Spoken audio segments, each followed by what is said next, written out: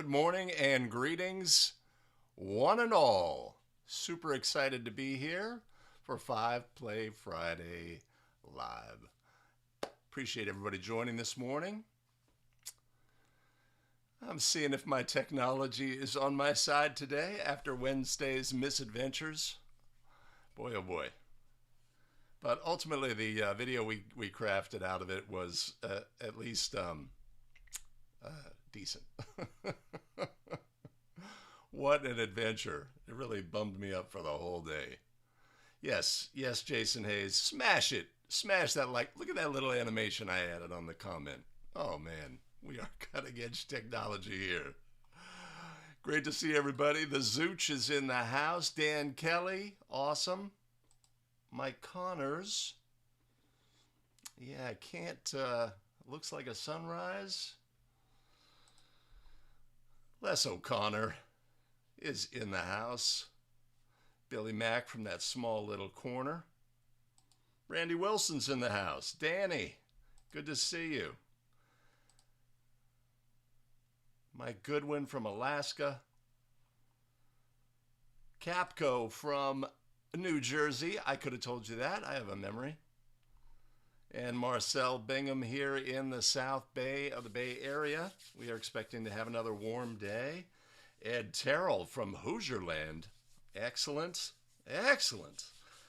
The country is well represented. Oh, boy, oh, boy. Let me know if there's any issues. So hopefully some of the video clips today do not have sound. And I'm trying to think how to best handle those. Maybe put a little bit of background music in the background or something, or imitate crowd noise or something so that they're not silent. But I think I've resolved the issue with the video sound not playing. We'll see. We will see. With this show, it's always about, well, the proof is in the pudding. So we will check that out. All right. Indeed, Ray Allen is in the house, Bay Area represented. Good to see you, Ray.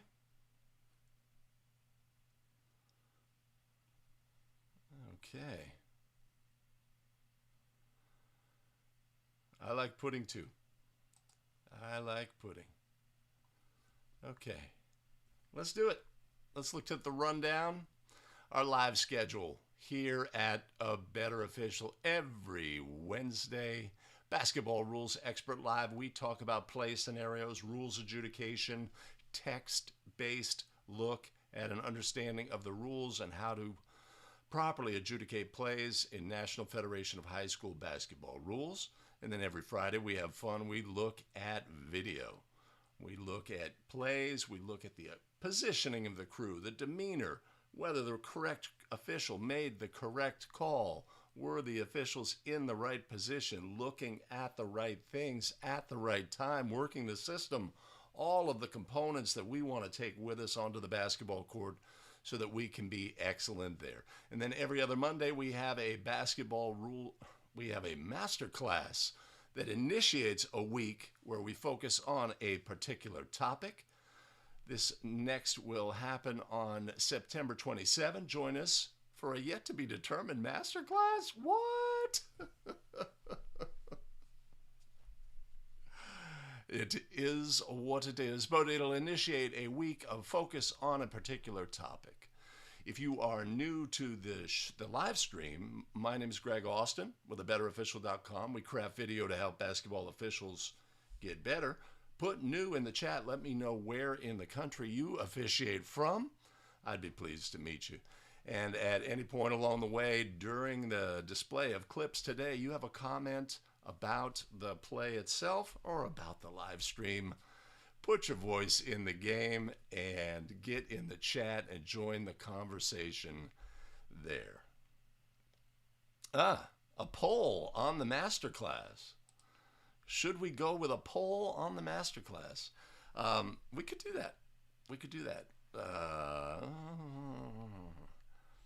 Volume a little low, says Marcel. I cheat this down just a little bit. Something like that.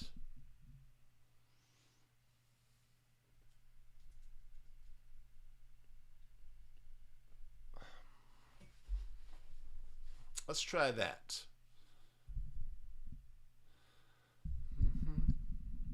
I appreciate the letting me know that, Marcel, because I have no way of knowing otherwise. It would appear to me, yeah, let me know.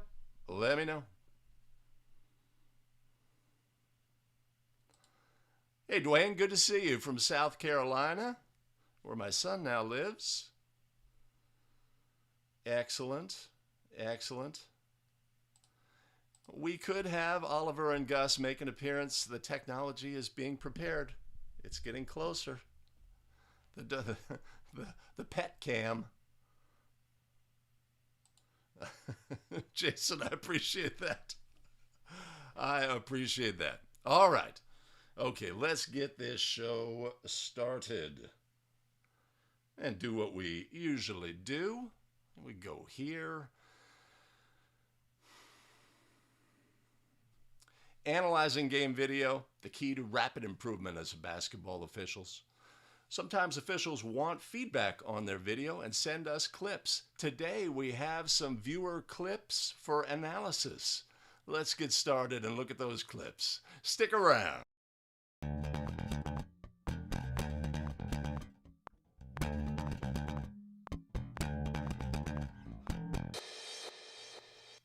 Greetings and welcome back to 5 Play Friday, the show where we look at video. Take from it what we can, get better as basketball officials. We're looking at all the things. We're the officials in the right position, looking at the right thing at the right time, working the system of mechanics they are tasked to work, etc. These are the things we're looking at.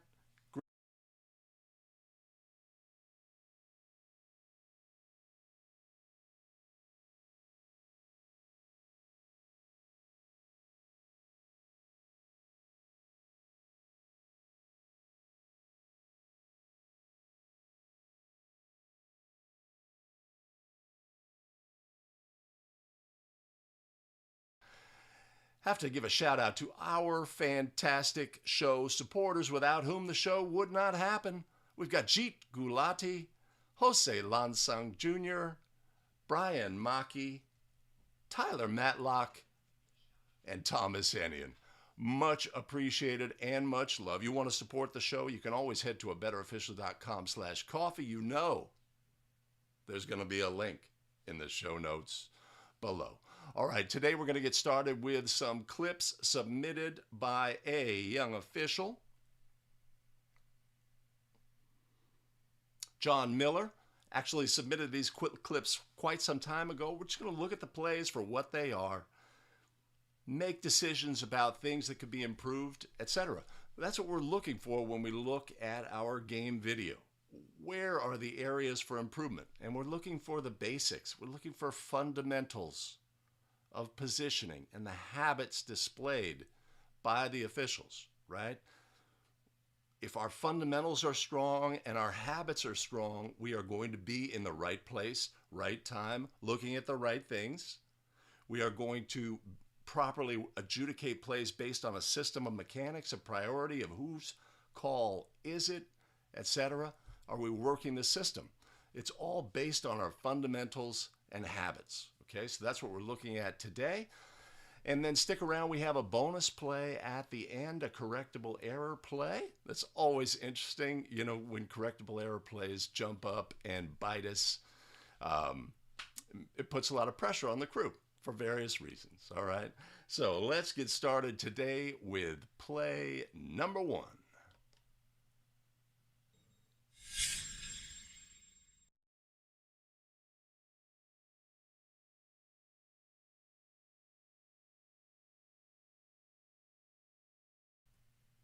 I'm going to go back because I can. Let's get started today and look at our very first video.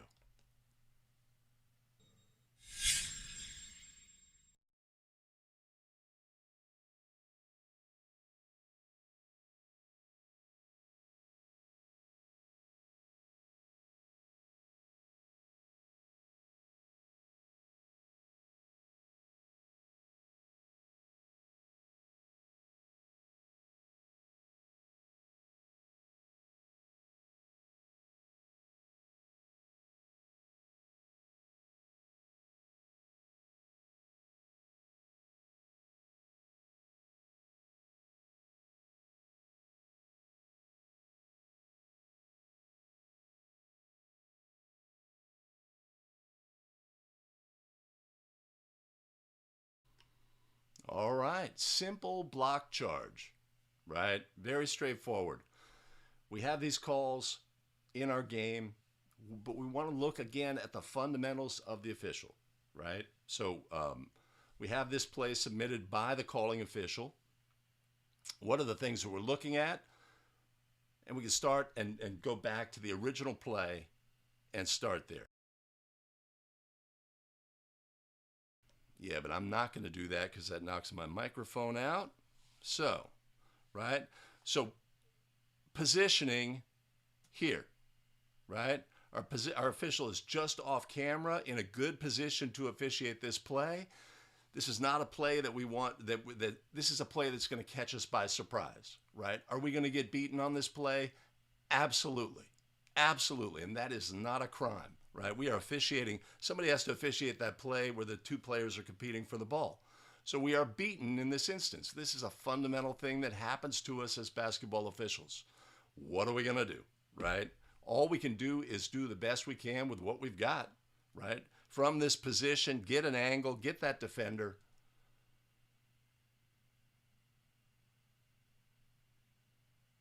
Right, so we have a combination. So we have a new mechanic this year. The punch is gone. So we have sort of a combination of the hand behind the head. I guess the correct mechanic now is to point and not to punch. This is a hybrid. That's all good. Let's look, though.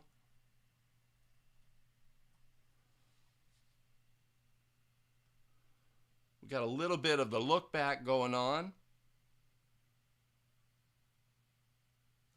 Right, we're walking away. We don't necessarily have the number of the offending player. The look back, we designate the spot. Excellent. These are the things, right? These are the things, the habits that we want to build into our game. Designate the spot, go to report, very confident demeanor. Now this is a really simple play, right? This is an obvious charge. It's not really a question. So the question is, are we going to bring out our tool bag? We're going to have the big block charge, the big punch, or we're going to have just a basic, straightforward, this is business as usual, easy peasy call. Our demeanor that we project. We may want to save our big, emphatic, we're going the other way for a closer block charge play. Something that we want to have that variety as calling officials. We designate the spot. Looks like our administering official then recognizes that the calling official is attempting to stay in the center position and says, okay, why don't we just take it to the other side, right? Obviously, we have some flexibility there. We want to, as the non-calling official, bump that official, right, and administer at the proper spot, but we're the only ones who know about mechanics, right? This is not a crime. And we resume there. So a simple block charge play. We're looking at fundamentals. The official needs to be there to officiate this play, and now they are even with the ball. Players are going the other way, right? Beaten, fact of life, own it, celebrate it, right? I was officiating the heck out of this play. We don't want to be running down court in anticipation of every possible play going in the other direction. Just accept the fact that we're going to get beat at times.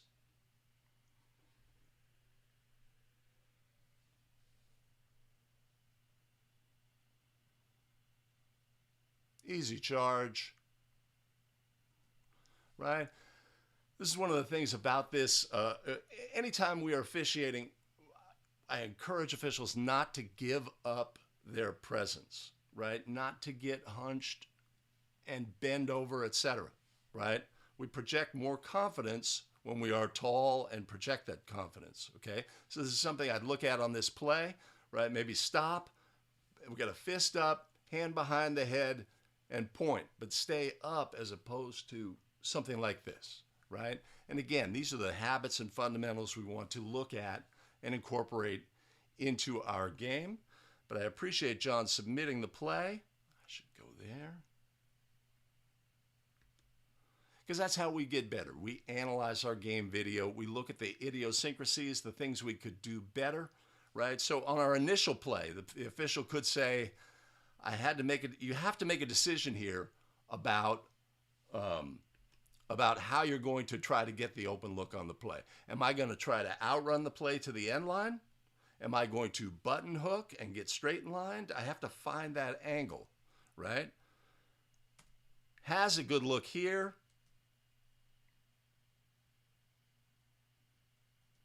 Nothing but confidence about the call, right? And this is all good and fantastic. So, a simple block charge play to get us started on today's episode. All right. Let's see what everybody has to say about that one. Come on, couldn't be simpler. Let me know where no sound. Was that on the play itself? There is no sound on these clips. Can't hear. Oh, God damn it. Can you hear me here? Yes. Can you hear me here? Yes.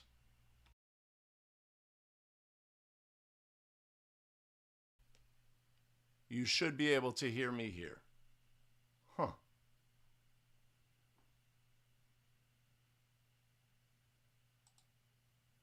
Ah, I got you, Randy. I got you. I got you. Oh. Okay.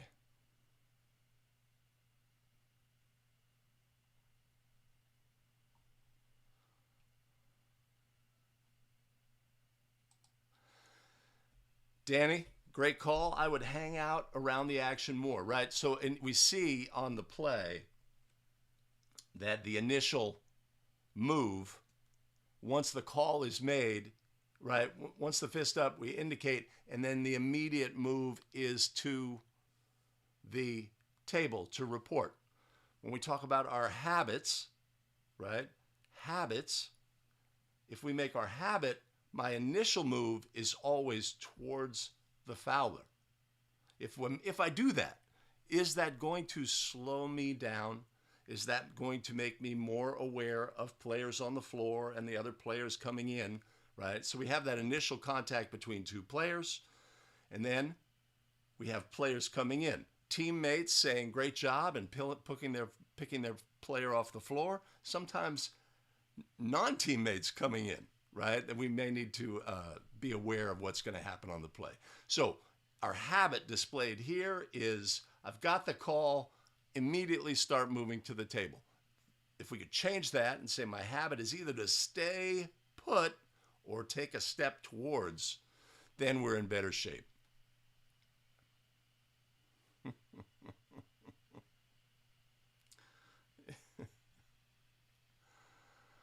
Man, I've got something funky on my screen. But I'm not going to worry about it.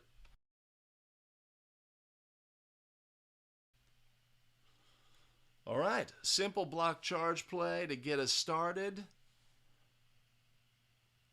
Let's look at the next play that John submitted.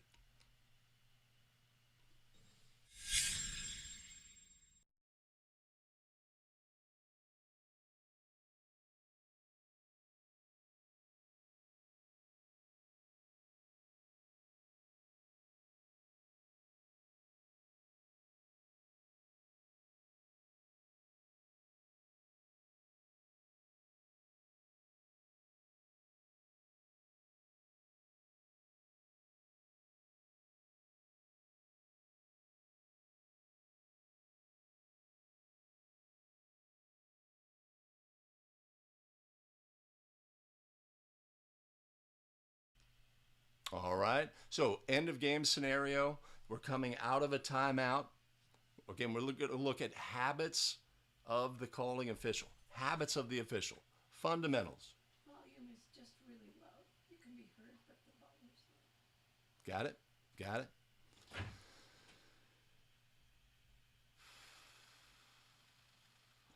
All right, so let's take a look.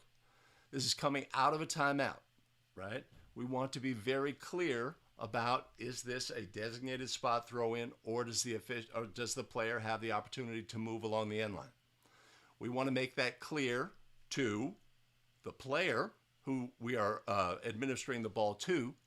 We also want to make it obvious to everybody everybody knows, right? We want it to show up on video, etc., right? So this is a moment where we're going to do big, obvious motions, right? In our last play, when we had the players on the court in our last episode, right? The official administering the throw in, very emphatic. This is a designated spot throw in, right? Everybody knows.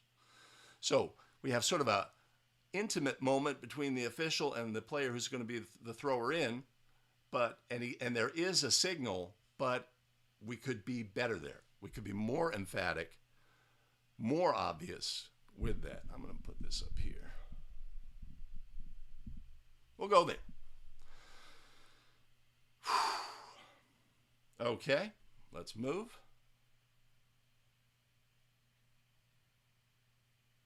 Sounds a whistle, I'm sure, right? Personally, I'd recommend don't put the hand up until the ball has become live. Let's also remember why our hand is up. Our hand is up to signal to the timer by dropping the arm. Make that drop of the arm an actual signal to the timer and not just a afterthought.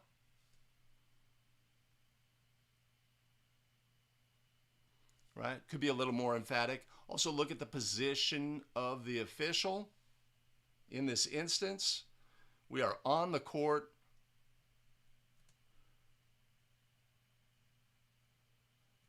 Right? A great spot here would be to be actually at the top side of the letter A. Right? We want to be away from the thrower because remember, what do we have to What do we have to be aware of? We have to be aware of the thrower's feet, whether they step onto the court. We need to be aware of the defensive player, both their hands and their feet, etc. And we're going to gain that by being further away from the play. These are just the basics and the fundamentals. The distance away by the official here is good. If they stepped back towards the backside of the letter A, then they would have a better angle on the court. As of right here, right, we see that the official is looking, directly across the court, not at what's happening, going to come next. We want to be aware of what's going to come next in addition. So if we look through the play, like if we look at, here at the backside, let's say you were standing in the doorway, you could see through the players, right? And you could also see what's going to happen next. So habitually, we'd want to be off the court, trailing the play, have an angle on the throw-in, right? These are areas we could improve here, right?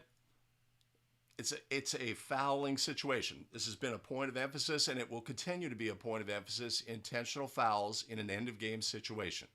It is a fouling situation. We anticipate the team will take a foul. The coach may say, take a foul, right? We all know what's going to happen next, but the players have to execute properly. The players have to fulfill their role of doing the right things in taking that foul. There has to be a play on the ball. There can't be two hands in the back causing a player to lose their balance, right? This is an intentional foul. Calling official comes correct. He's got the intentional foul. Again, we're looking at the signal, right? When you have it here, I know the mechanics manual says one thing, but again, we're giving up our posture. We're hunched over, right, etc. Maybe we have a chance to do something with a better projection. Moves towards the fouler, right? And we notice that the fouler then goes to the player who was pushed.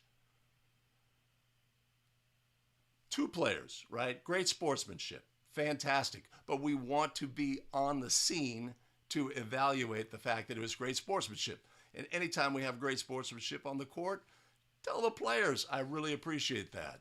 Thank you, right? This is good stuff. I reward you with a compliment and, when you display that. So we're going to go intentional foul the other way. The offended player will attempt 2 free throws, and then we will resume with a throw-in nearest the spot of the foul. Did we designate the spot of the foul? for the what's going to happen next, right? These are the things that we'd want to do. So before, we don't see the aftermath of the play, but before we're going to go to a partner and say, I have intentional. We're going to shoot 2 with a lane cleared, and then we'll come back, sideline throw in, end line throw in, etc. Who's going to administer the throw in? All of these things we want to know in advance. Straight up. Great job on this play. Obvious foul. Obvious intentional. Great job on the call. Great job on the call. Oh, allowing the finger point to designate a spot. Excellent. So I don't know if I addressed this. Billy Mack says young officials often bend over on travel calls. So here's my counsel to young officials. Do not give up your posture, right? You be a beacon of strength and posture, etc. Everybody appreciates it. Once we start bending over, then we send signals to the stakeholders in the game of uncertainty. We send signals to our partner of uncertainty, right? When somebody's coming out for a speech, right, and they take center stage and they're a dynamic speaker, are they hunched over? No, they're projecting strength. And there's studies that say if you just stand up and get big, you will be more confident, more switched on, etc. So anytime we're analyzing our game video and we see ourselves give up our posture, right, that is something that we can fix, and it's an easy fix, right? And again, we want to build in our mechanics, our calling, the way we call this foul. Boom, boom. Maybe I lean my head back when I do this instead of pulling my head forward, right? But we want to project that strength. And it's easy. It just jumps off the screen when we analyze our game video.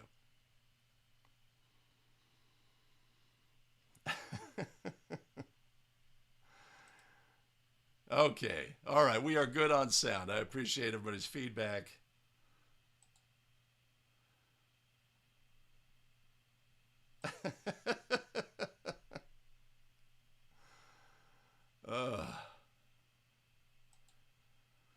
Always an intentional.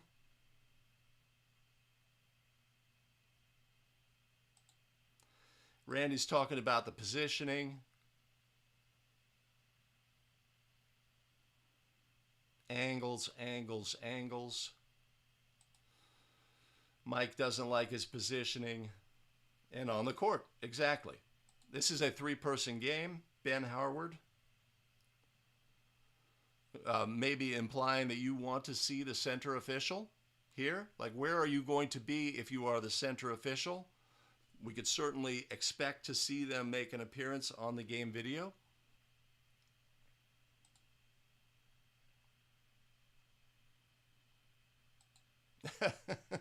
Oh, I hate doing games in that setting because invariably you've got safety issues. There was a super small gym locally. It's got a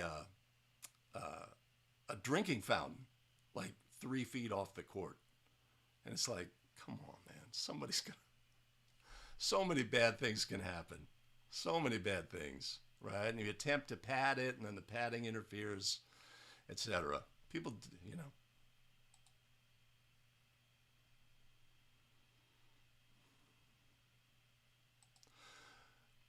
Billy Mack never thought about designating a spot before the intentional foul, but here's the thing. If we do all of the things, like at the spot, right, we have that intentional, and instead of talking to the teammate who comes in and says, oh, come on, ref, come on, he was making a play for the ball or whatever, instead of doing that, we engage our partners, right?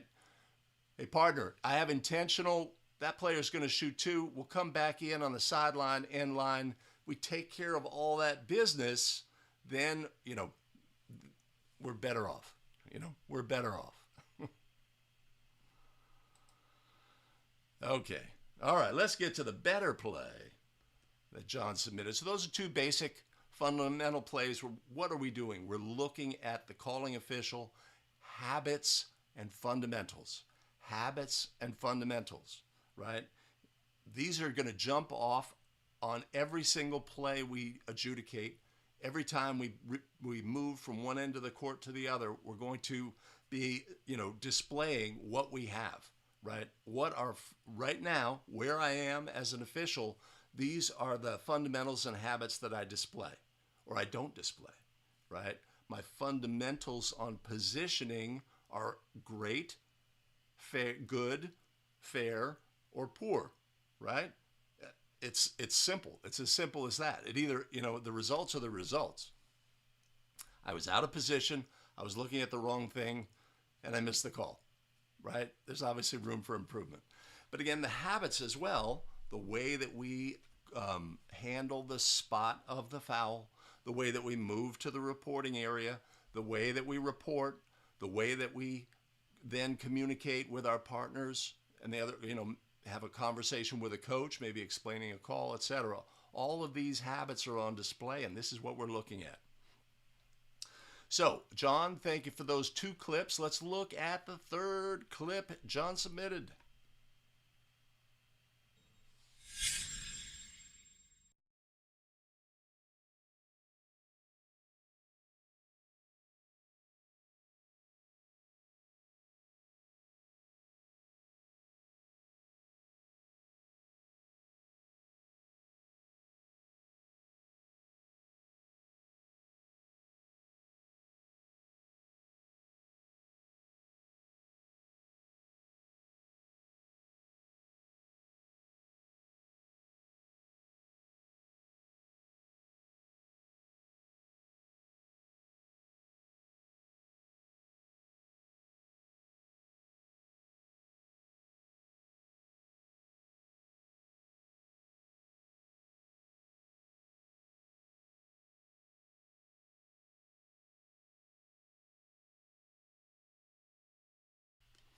All right, fantastic. This is a great clip for all of the officials on the crew and things that we can look at when we're analyzing our game video. It's rich, right? Simple scenarios like this are rich with demeanor of the officials, fundamentals and habits, right? So let's look at the play from the very outset.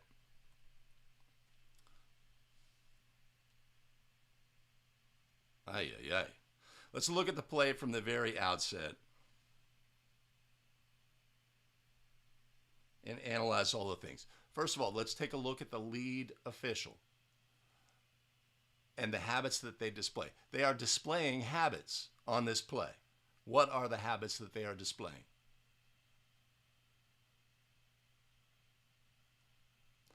The ball is moving. The players are moving. The official is static, right? We need to reflect who we are officiating and how we are officiating them and get the best possible angle. Not just say, okay, I'm going to go to lead. This is where I officiate from lead, and I'm going to officiate the game from here, and I'm going to look here and look here, right? We need to move to improve, right? Habits.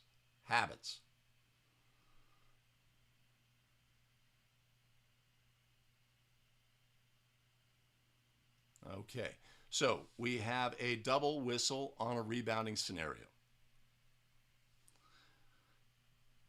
If we look at the rebound at the play itself, this is not a call that this calling official is going to put on their highlight reel. This is not a foul, but we have a foul on the call. Let's take a look in slow-mo. Come on, man. So we got white 11 and red 21, positioning for a rebound. Players are going to compete for the ball. I think these are probably the 2 best players for either team. They're going to compete for the basketball. We want to allow players to compete for the basketball. We want to call obvious fouls, okay? Of these 2 players, one jumps more vertically than the other, right? But they are both relatively vertical, and there is no displacement on the play.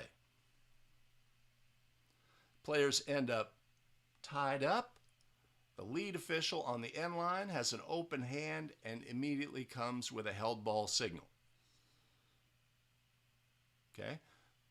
Previously, a couple of years ago, the proper mechanic was no hand and to just go to immediately to the signal. But now we've got the hand, but we also need to recognize always when we have a double whistle. That's why the change was made to go to the open hand, giving the officials a chance to process, etc. So we always need to be aware and recognize when we have a double whistle on a play.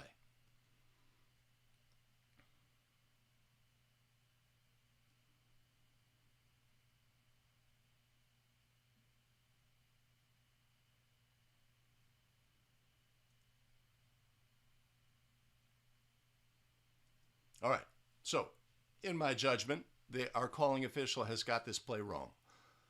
But what are the habits? What are the positives? The demeanor of the calling official is, it's a foul. We're going the other way. We're shooting bonus, right? Great demeanor. We see how the posture conveys that, right? We have a situation, though, where the crew chief on the game says, wait a minute, I recognize we have a double whistle. I want these two officials to get together and sort that out and see which happened first. And it's a great job of doing that. Say, oh, all right. And then he immediately backs away, right? So we have better perspective on the players. Is this a fantastic habit? You better believe it is. This is awesome. Awesome. You want to have that awareness. I'm aware my crew has a double whistle. I want to do what's best for the game. I want them to get together and sort this out, see which happened first, etc., so that we can improve our game and get going. There's great habits displayed here as as the non-calling official on the play, and crew chief behavior, right? These are the things that we want. We have the adjudication. This official says we're going to do this, and then he immediately turns around and goes for the basketball. Bad habit, right? We're eschewing the basketball. The ball will get to where it needs to go to. So we're great demeanor, great reporting. Go to where you need to go next. Don't turn around for the basketball, right? Habits, fundamentals. The official chooses to go opposite. I don't know in this state, wherever this was, whether that's the common practice, but the official chooses to go opposite, that's fine. Positives. Great demeanor. Obvious what the official has. The officials get together, right? We're going to sort it out. No, I have the foul first before the held ball. Okay? Perfect. I mean, it is what it is. Crew chief gave the officials an opportunity to potentially get the call right, but that's what they ended up with, etc. So we are going to put calls in the game that are inaccurate. We do the best that we can, right? This is a fundamental, but sometimes we make bad calls, but we can help with the game by projecting strength and confidence even in those moments, right? And we have that on this play. So we have habits by the lead official, habits displayed by the center official, habits displayed by the trail official, positives, negatives, things we could improve, etc., things that are fantastic. And we have to also celebrate. We watch our game video and say, oh, I made this mistake, I made this mistake, I made this mistake, I made this mistake. Man, I suck, right? No. I could have done better here. I did a really good job here. I did a really good job here. That's something I need to improve on, right? I keep making the same mistake, have to refocus, etc., etc. We have to celebrate our victories, right? I got the call correct. I was in the right position. I was looking at the right things. Those habits and fundamentals are really solid. When I report, maybe I need to do this thing or that thing or the other thing, and I still need to improve in that area. But we have to celebrate our victories, man. We can't be just like, I did this wrong, this wrong, this wrong. That's my takeaway from watching the video, right? We're getting better. We're getting better. All right.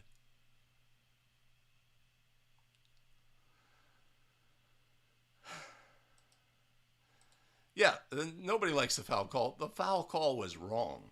It was not a foul, right? And uh, bonus situation, we don't know the status of the game, the score, the time, the score, and all those things. But these are the plays that we want in our game.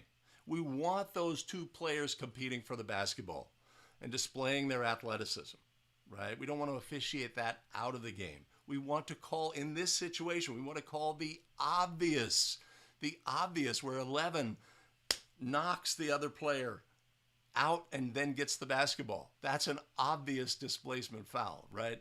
Anything super subtle here, patience, patience.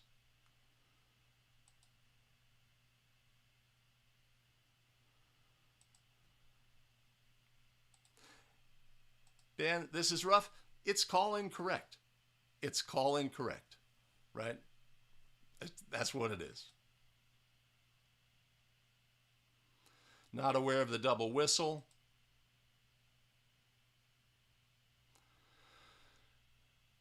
Yeah, the lead is like he's watching the game, but he's watching the game from a spot, right? So if we see ourselves on the court and the ball is moving and players are moving in our primary coverage area and we are static, that's a cue that we're not necessarily officiating the players in our primary and getting the look on the things that we need to look at. What do we want? Be in the right place, right time, looking at the right things.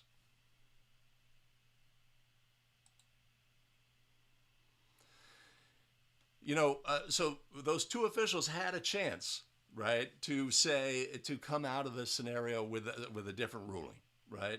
The crew chief, first of all, set our crew up where we have that chance. They're doing what's right for the game. They're doing what's right for the upset coach, the coach who's, oh, no, he called held ball, right?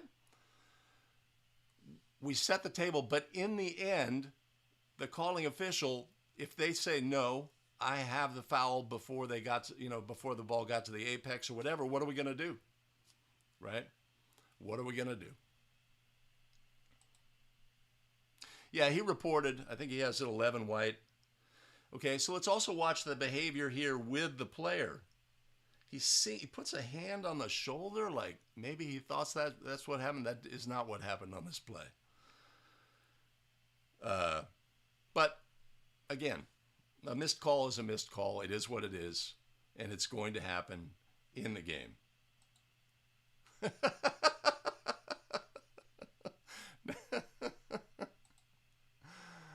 Not a fan of the call. Yeah, I don't know if the coach was upset to the point where we need to go opposite. Like, man, he's heated and what have you.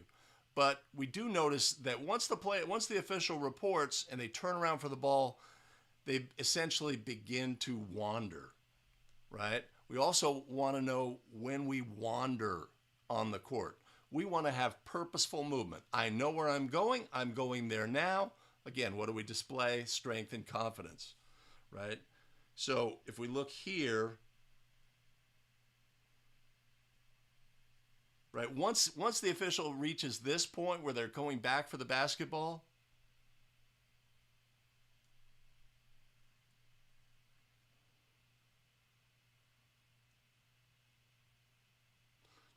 just get a sense of directionless.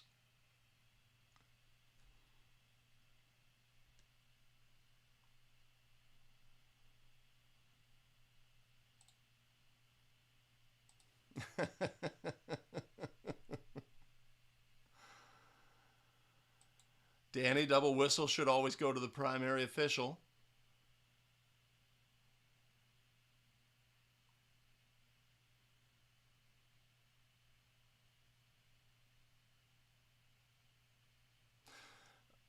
Billy Mack, sometimes better to not be moving to avoid bouncing eyeballs. Absolutely. But we do need to position adjust to have the best look on plays. And position adjustment will involve movement, right? We don't want to, run across as lead when we do a rotation for just that reason. We've got bouncing eyeballs, etc. All right. So I appreciate those plays being submitted. If you want to submit a play or multiple plays for analysis, you can follow the link here, abetterofficial.com/submit-plays, and maybe your plays will appear on an episode of 5 Play Friday. All right, fantastic. Let's look now at our next video.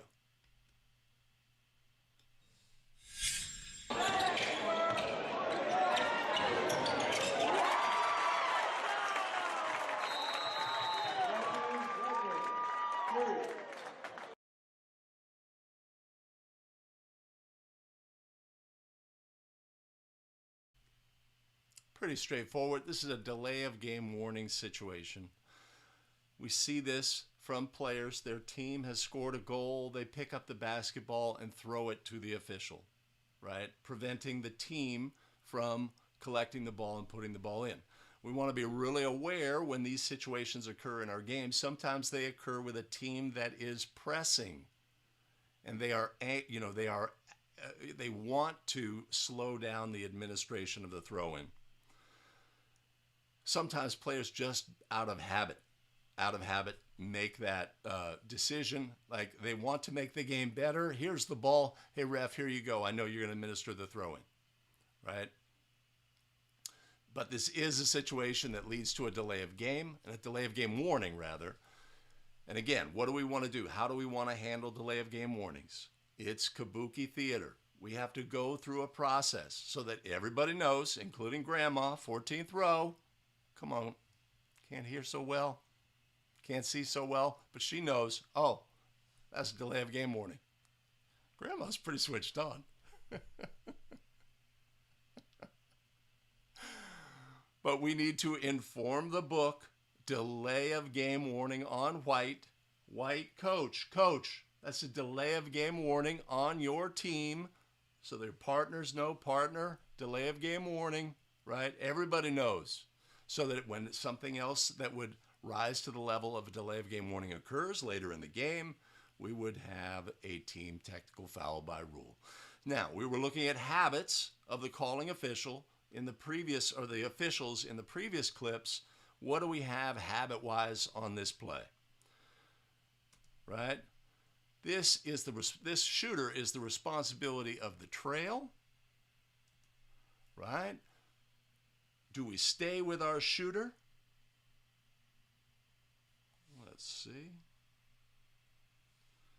I'm going to be able to do that better. Make sure they land properly before then turning to the action, right? So the official responsible for the coverage on the play stays with the shooter up, down, sees the landing, sees the possible tangling of feet, right? And then turns to the action.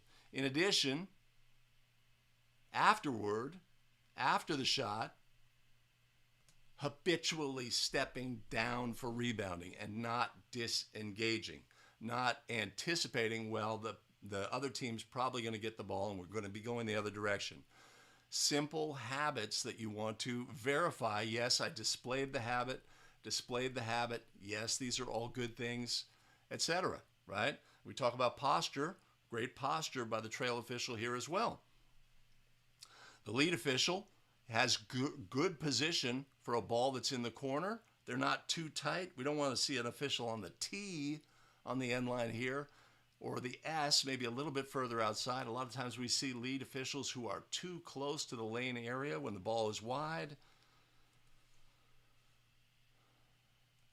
Right? The other thing that we can often see from officials is after they score the goal, they look at the table, right? And not officiate players and see what's going to happen next. You know, you'll see sometimes officials turn around, they'll score the goal and they'll turn around to the scorer and make eye contact. It's not necessary in the game.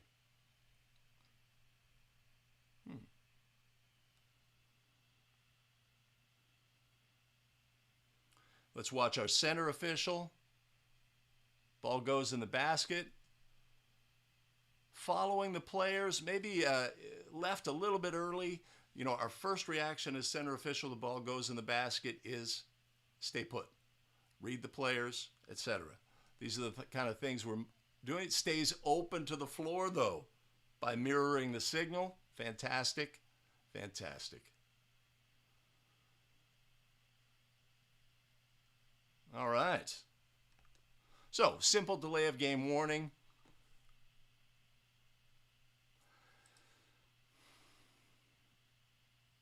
Yeah, so the official has the opportunity in this instance to just bat the ball to the player. Has the game been appreciably delayed in this instance? No. Is the team gaining an advantage by making this inadvertent habitual movement of throwing it to the official? No. Were they pressing? No. None of these things. But, you know, this is a playoff game. You get into those scenarios and you are just like, everything's got to be just by the book. We don't want to do anything, you know, we want to dot I's and cross T's. So,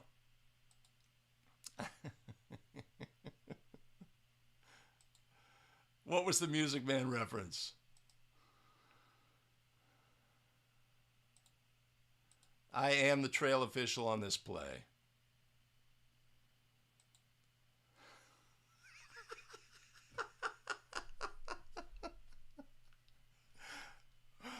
Oh, I may create a Twitter account, Grandma in the 14th row. I may. Hey, Dave, good to see you. Good to see you. The edited version will be much more timely. All right. Okay, let's take a look at another video.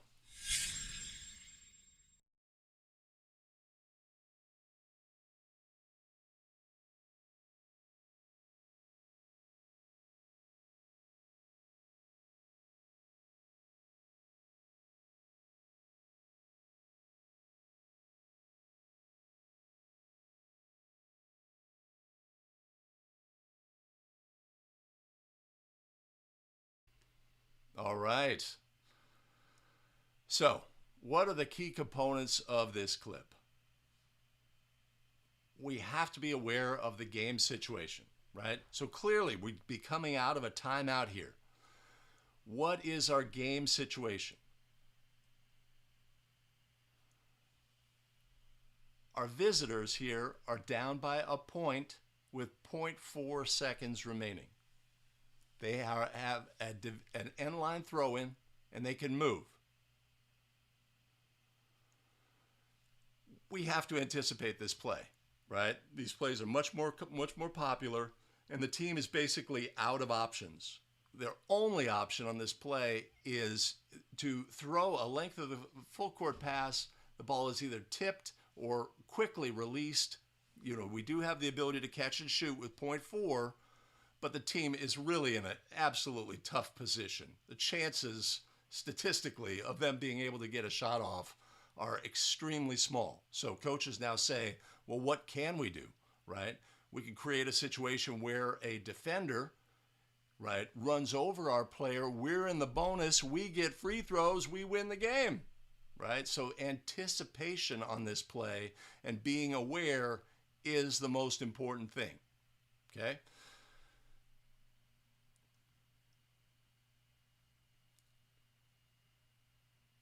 So we need to know all of the things. We have a screening play. Are we screening a stationary opponent or a moving opponent? If we are screening a stationary opponent, all we have to do is stop short of contact.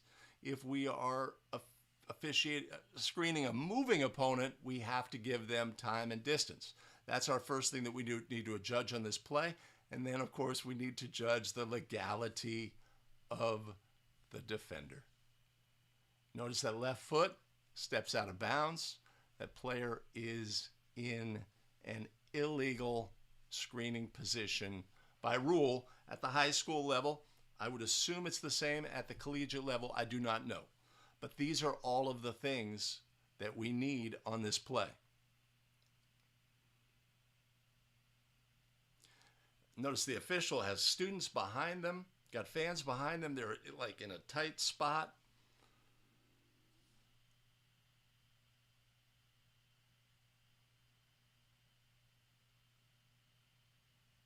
designed play have to be ready for these plays in this situation. Boy, oh boy. That's really interesting. Oh, I see. Hold on a second.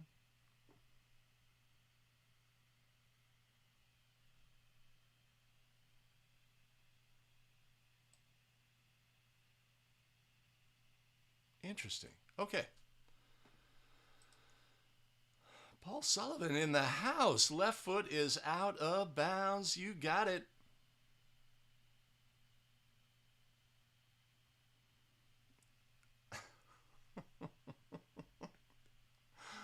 Okay, let's see what we have on this play.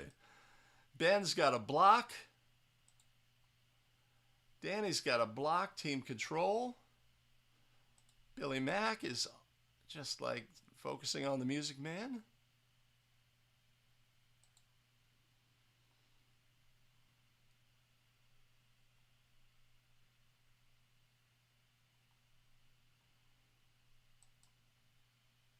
Brian Eves jumping in. Yeah.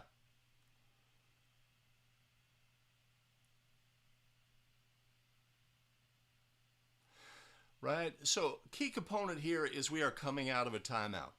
Right? We are coming out of a timeout in this situation. This is going to be a game-deciding play, potentially. We want to know all of the things. All of the things. We need to know, is the clock correct? We need to know, is there anything we need to be aware of clockwise? If we were at point 3, we would obviously communicate to our through cannot catch and shoot, etc., etc. But we're at point 4, so they can catch and shoot. We're aware of that. How many timeouts does this team have? How many timeouts does this team have? What is our team foul situation? What do we expect to have happen?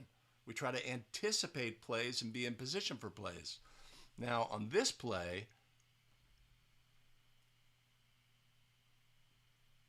where's our center official?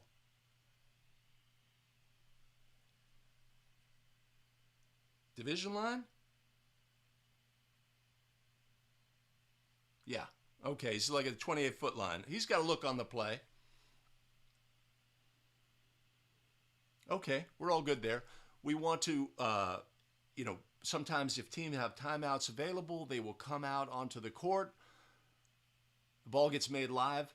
They choose to take a timeout, or before the ball gets made live, they choose to take another timeout. They wanted to see what the defense was, or the defense wanted to see what the offense was. We want to be aware of those situations, but we want to be aware of all of the things, right? And now that these plays are more prevalent, we can then say, hey, let's look out for this. They may try to do this, or they may run a player out of bounds and then throw the ball to them out of bounds or something like that. Let's be aware of all the trickery that a team may resort to in this situation. It's like their only option is to run this kind of play, but we need to be aware of when this may be the case. Okay, if it's a tie game, it's much less likely to happen. If it's if that team's ahead, it's almost certainly not going to happen. But anticipation on this.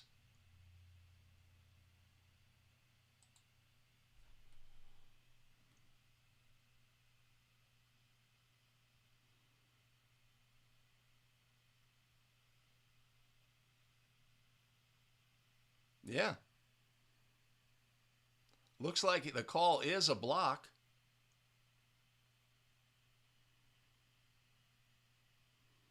But this is just something that we want in our memory bank so that when it happens in our game, we are ready to go and officiate it correctly.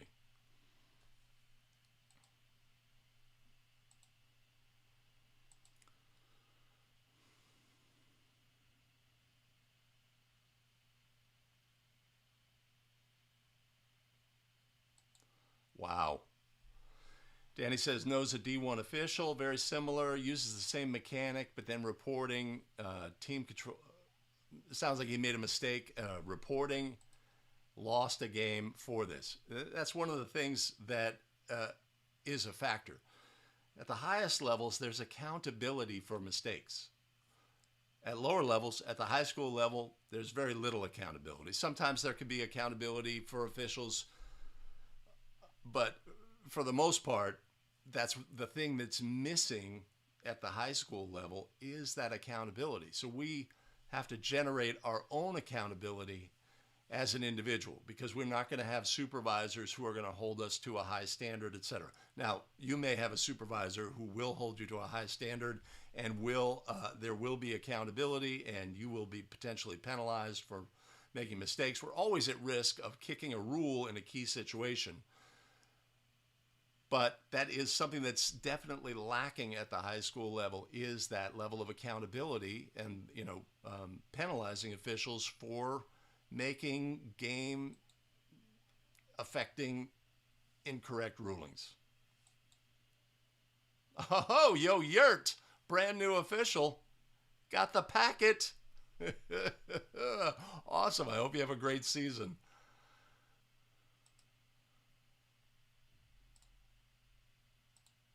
Yeah, the villa.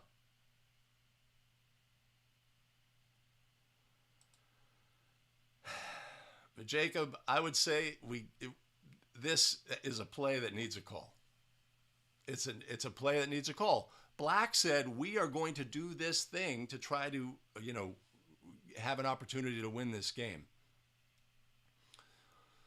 Needs a call.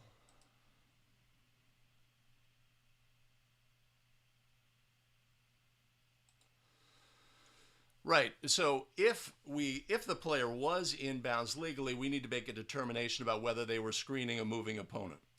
Right? That opponent is moving. Have they given them time and distance to avoid the screen? Right? That is where we make our judgment. What is time and distance? It's a minimum of 1 step, usually 2 steps. It's vague, right? We need to make that judgment.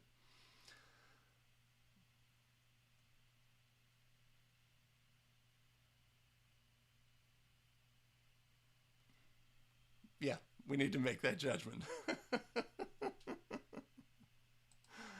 I'm with Mike. It cannot be ruled incidental. We have got to put a whistle on this play and make a ruling, right? Black wants us to make a ruling, right? They say we're going to run this play, right? This is what the game's all about. You have to call a foul on the offensive player and give us bonus free throws so we can win the game, right? Cool. All right. Let's see. Let me just verify something here.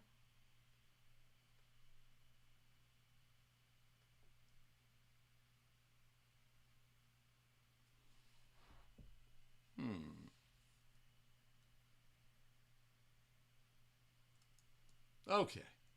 Yeah, let's go there. All right, let's take a look. Let's go here.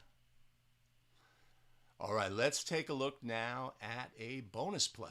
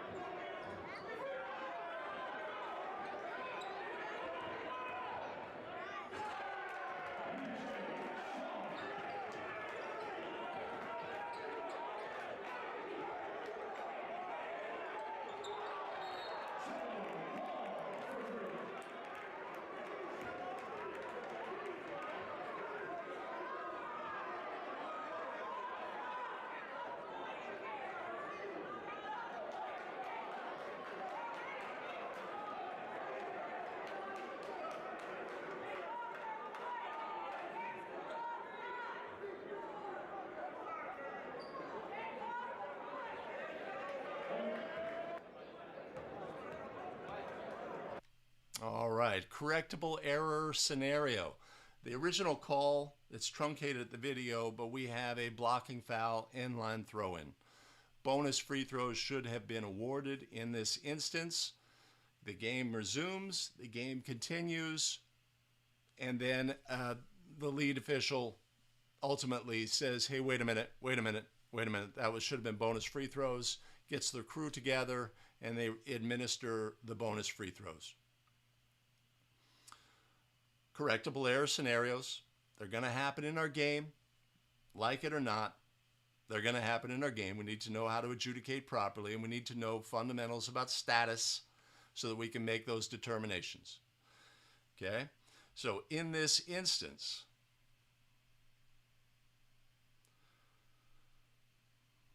let's go back.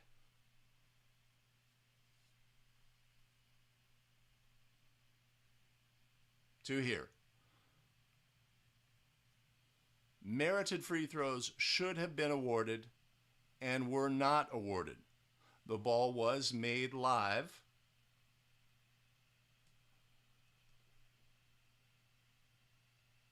And the game continued, right? So we need to know what our correctable error time frame is. When the ball becomes dead, after the clock has properly started and the ball becomes live, clock properly starts, the ball becomes dead. That is our window of opportunity to correct a play like this, right? Simple. We've covered that in correctable errors. I'll put a link above. I'll put a link above to the entire playlist covering correctable errors. So we need to be aware of status. When is the ball live? When is the ball dead? When the ball is scored, when a goal is scored, the ball has become dead by rule. And it's scored again, become dead by rule. And then the official recognizes, hey, we have a correctable error situation, let's talk about it. And the crew gets together, and that's all well and good. And now we have to do something, as a crew, we have to piece together what has happened in the game.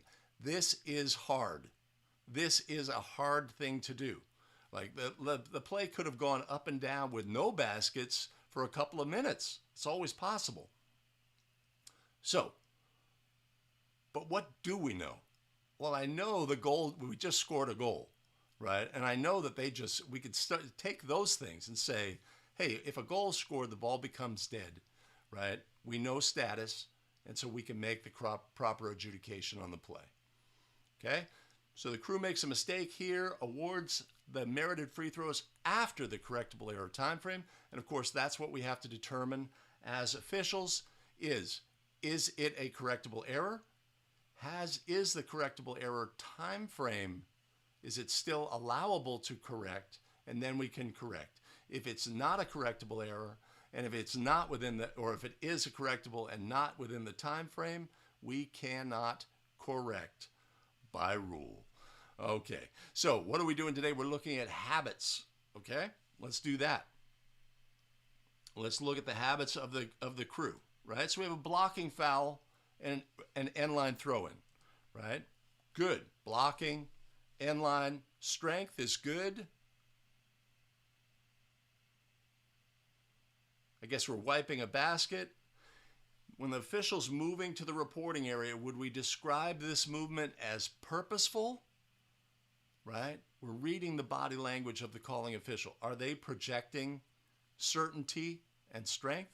Or are they opening a window to, you don't believe in that call, you know that's a bad call, etc., right? We want, when we make the move, when we ultimately make the move to report, we want to have strength with our reporting. Good, good. At the reporting, we're strong. Bring players in. Great habits and signals here. Listening to an offended coach, probably saying that should have counted or he was shooting, etc. Pulls up. Excellent, excellent. The button hook to get an angle on the play. Got some high-level players in this game. I know one of them is in the NBA now. Dang. Right? And now our official says, hey, wait a minute, we should have shot bonus free throws. We don't know the temperature of the game. We don't know the temperature of the game, whether there was, it seems like we might be towards an end of game scenario just by the way that the game is being played.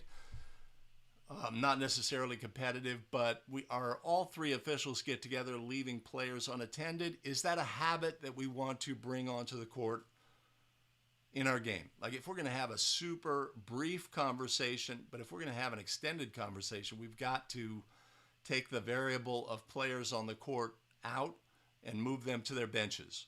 Okay. We noticed in the first clip, or one of the first clips, crew chief says, hey, you two need to get together, and then backs away, right? It's a way of not interrupting the flow of the game, allowing the proper communication to happen, etc. So when we display a situation where three officials are huddled together facing each other and nobody's watching the players, this is not a good habit. This is something that 9 times out of 10, nothing. 9 times out of 10, we get away with it, but it's not a good habit in the long run.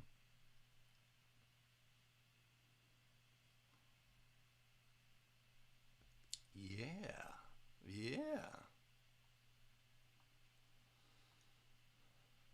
Oh, announcer says 7th foul. I can't even hear the announcer, but I'm glad that you can. I got that sound situation worked out. Ay, ay, ay.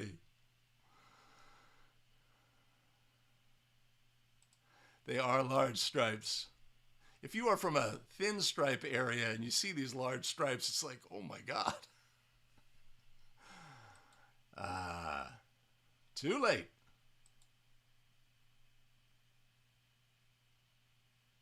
I think Jacob's still talking about the previous play.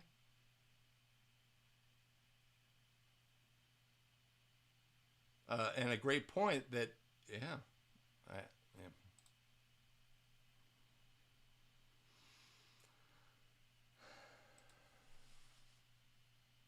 Yeah, so of course that's a great thing to do, Mike.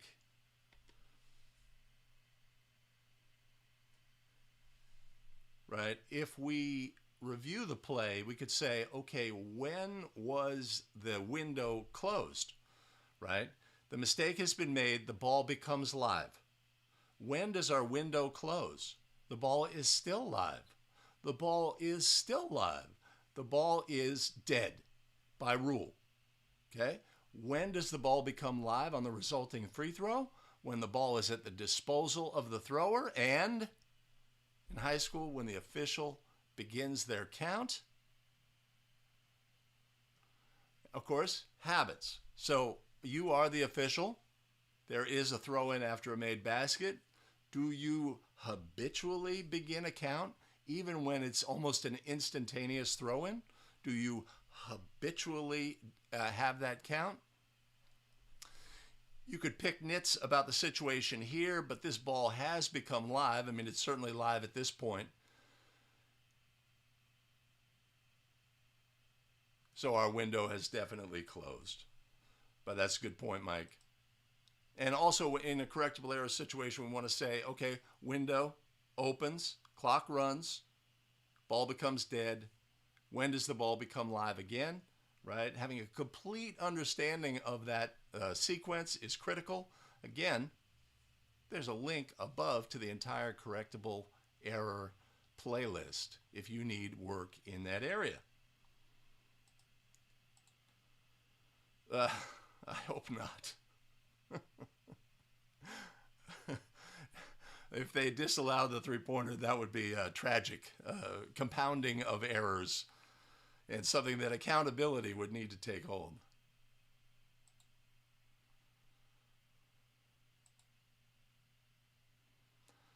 Yes, the last time to correct the error, Zooch, would be before the ball becomes live for the resulting free throw. All right. Okay. All right, live stream viewers, I've got one more play, but let me wrap up the show for our non-live streamers by saying thank you for joining us today for 5 Play Friday. I hope that there's been some value gained about looking at game video and finding habits and fundamentals. It's the critical component of what we do when we analyze our game video.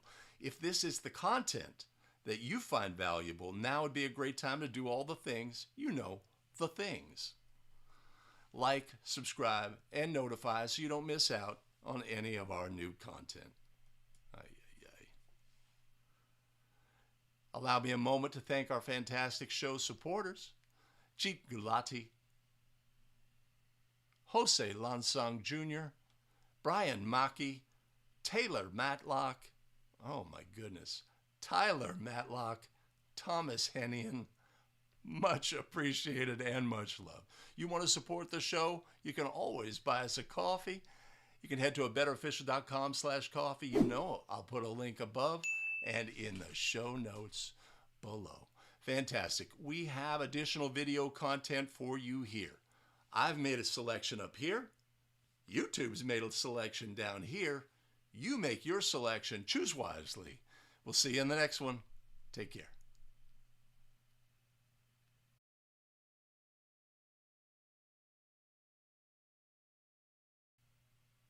All right. I have a bonus play. I may be the calling official on this one. Let's take a look at a bonus play for live stream viewers.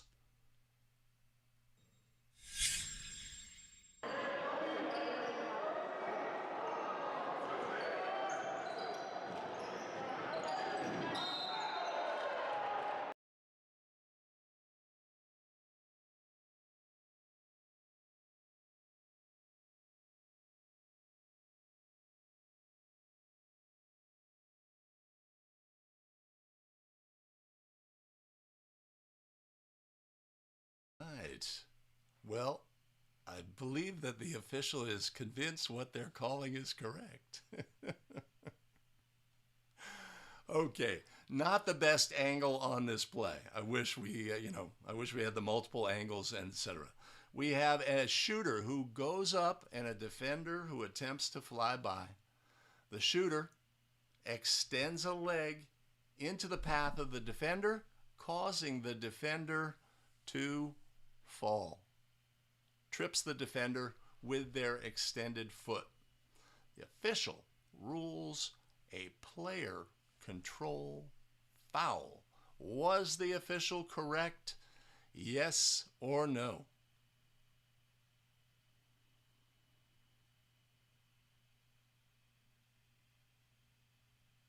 Man, I believe him.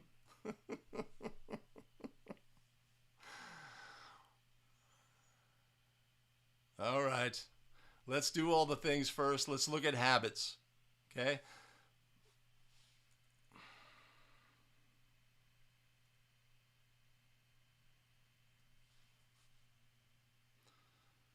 All right, center has an on-ball matchup, non-competitive, right? Has obvious open look on the play. Balls goes to the corner, picks up the defender. White 3 is our defender. So in this situation, we've got to have the feet of the shooter. We have to be aware of the defender. We're looking for contact up high. We're looking for contact down low after that. Offensive player alights. Defender, if we see the angle they're moving, is moving along the three-point line. Offensive player extends a leg and trips the defender. These are key components. If there was just leg contact and no trip of the defender, maybe we don't have a player control foul.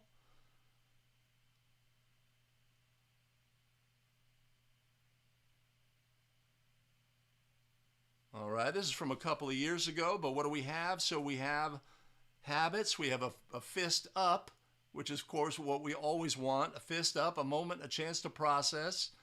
This was a couple of years ago, so the punch is the acceptable mechanic. It's a bit of drama, a bit of a dramatic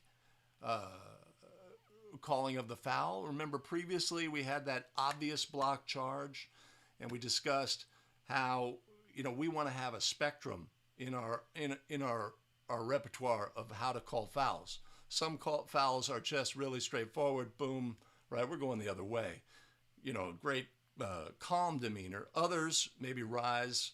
They're more exceptional, right? In this instance, calling official says, no, I've got to be a bit, I have to ramp it up a bit because this is an unusual play and emphasis is needed on the play. But we do turn away with the punch, the old punch. We don't have that anymore. So is this habitually the way we want to handle these kind of plays? Maybe not. We want to look to correct that so we stay open to the offended players. On that play, right, let's watch our trail official. Ball goes into the corner. Oh, I zeroed in. All right, lead official is in a close down position. Ball goes to the wing. Probably ready to rotate, but doesn't. Officiating is primary. Trail official, ball goes away. We would expect a step down. That would be a good habit. Trail is obviously working high. Step down, shot goes up. Not the trail's job to mark in this instance. They are opposite the table. It's in the center's primary. But then the drift, that lean back, which invariably disconnects officials from plays. These are the habits we would look at on the play. So, emphatic call by our calling official.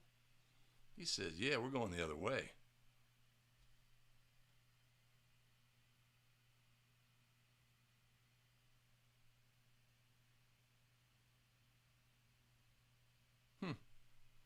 All right.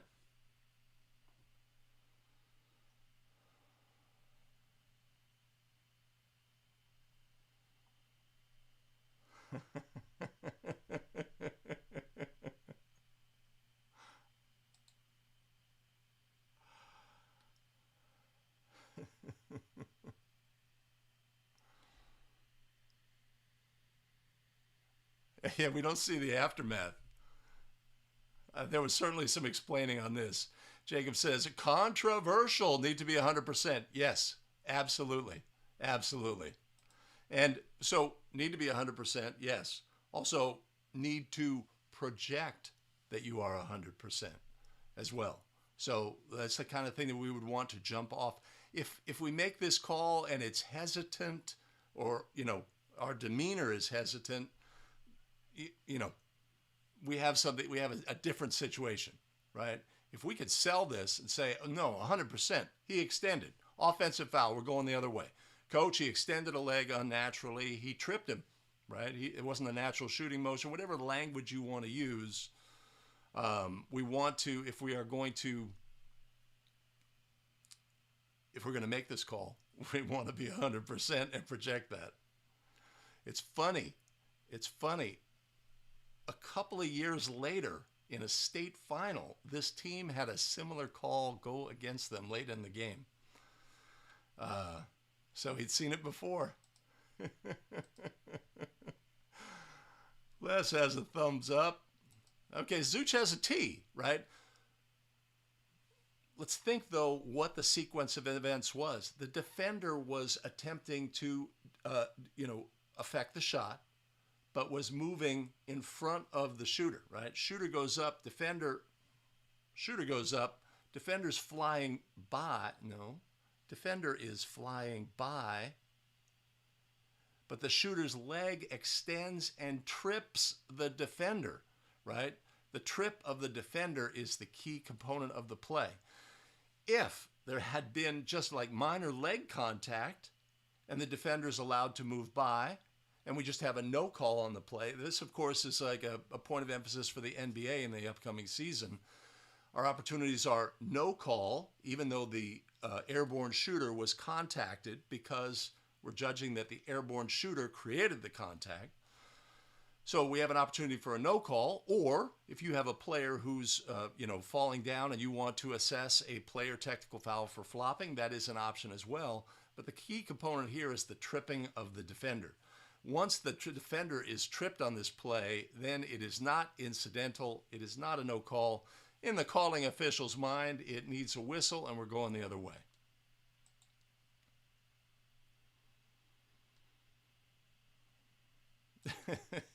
Like a boss.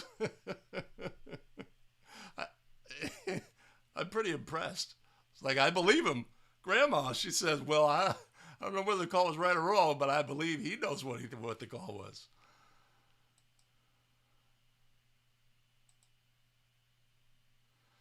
Yeah, the hand behind the head is new to me, shall we say. And it's a challenge because like NCAA men have now used the hand behind the head. And so officials can move between NCAA men and high school, and they have that consistency. The danger is if you're going to be doing an NCAA women's game and you come out with an unapproved mechanic, that's the challenge. That's the challenge we face. And of course, we go to the table, right? So there's two options. There's spot of the foul, and then when we go to report. So I've never used that mechanic at the spot, but when I go to the table, right, we can use mechanics as well.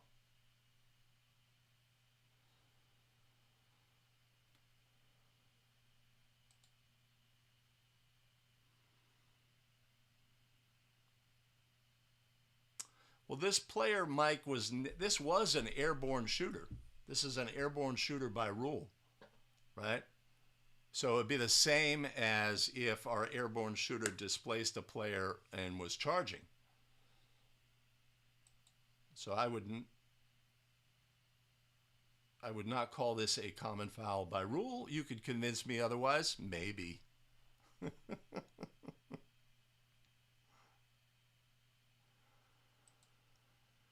Jacob, if the ball went in, did the ball go in? I didn't even notice. No. If the ball goes in, the ball is, so again, what we need to know is status. When does the ball become dead? The ball becomes, a lot of times you'll see in dead ball scenarios in the rules, or when committed by an airborne shooter. A foul committed by an airborne shooter causes the ball dead to become immediately. No goal can be scored. If this was off ball and another player tripped another player and we ruled a foul while the ball was in flight, then the ball would not be dead because it did not involve an airborne shooter.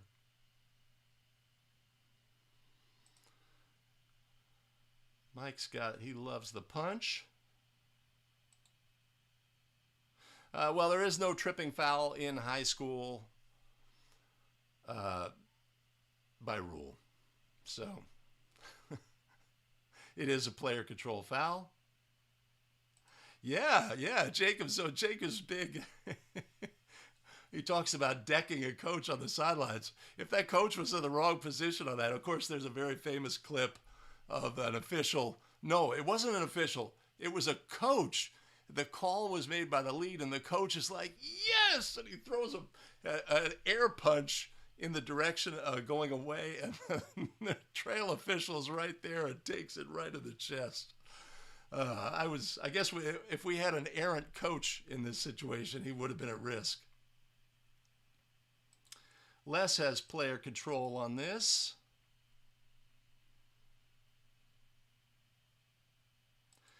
Mike, the player is an airborne shooter. Right? And Mike has the reference, and oftentimes you'll see this component, or by an airborne shooter. It's often tacked on to rulings, and it would apply to live ball, dead ball. Yeah. Yeah, it's the tack. It's an appendage. It's an appendage. All right. Mike has come over from the dark side.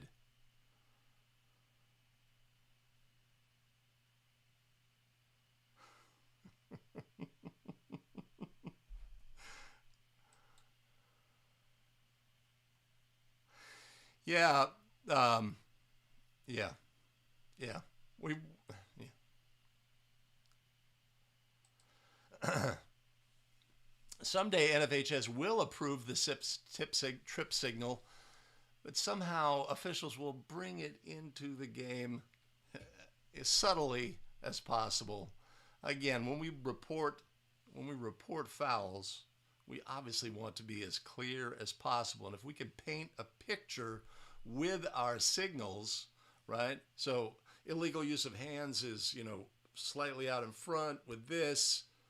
But, if we have a situation where a player hits an elbow, on a flyby or some such, sometimes we could subtly communicate that with our signals, and sometimes not so subtly because we think it makes the game better.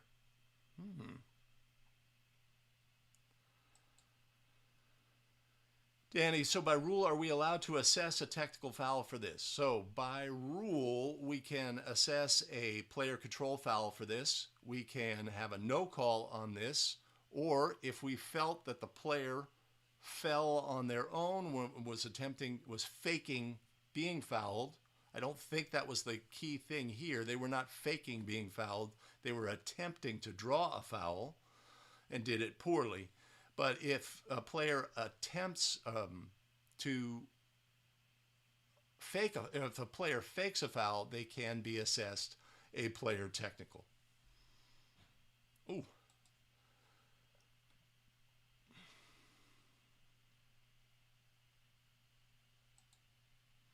If the player trips the opponent without having the ball, is it still a player control foul? Well, Eric, in this instance, the player did not have the ball, but they were considered an airborne shooter by rule, and so they carry with them that designation until they are no longer an airborne shooter, until they land.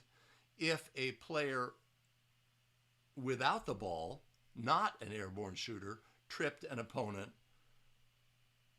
it is not a player control foul because they did not have the ball. So a player is in control of the ball when they are holding or dribbling the ball, right? But the player control designation applies to an airborne shooter after they have released the try. They are no longer holding a ball, but they are still considered to be an airborne shooter. It's a special designation the rules provides that gives them that status even after they've released the try.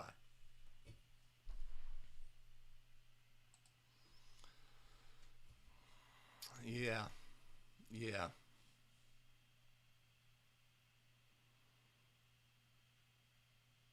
Oh. Bay Area band, Sly and the Family Stone. Anybody see the Questlove, that summer concert from New York? The footage was, brought forward, did a special, and Sly was on that show. It's fantastic. It's fantastic. Love the Sly and the Family Stone. Love the Larry Graham on bass. I can't play music like that or else the video gets demonetized. Okay. All right. I am going to wrap it up and let everybody go. Not too bad on time. Sound, I recognize what the issues were with the earlier sound going out. Be able to fix that. And I'm glad we got the video, the sound from the game into the video, into the live stream. It's always, I think, a little better to have the game sound or announcer sound. And I really apologize for the previous 5-Play Friday where we did not have, we've got these super long clips, multiple minutes, and the announcers are talking and you can't hear it. The edited version, of course, has that. But I apologize for that. But I am going to let everybody go and wrap things up here. I appreciate everybody joining the live stream today. The chat was lit. We had some good plays talking about fundamentals. And really, when we analyze our game video, it's the breakdown in fundamentals is where we could start to go awry as a crew, as an official. And if we want to get better, we focus on those fundamentals and we will get better. All right, everybody, we will see you next week for that yet-to-be-determined masterclass. Later.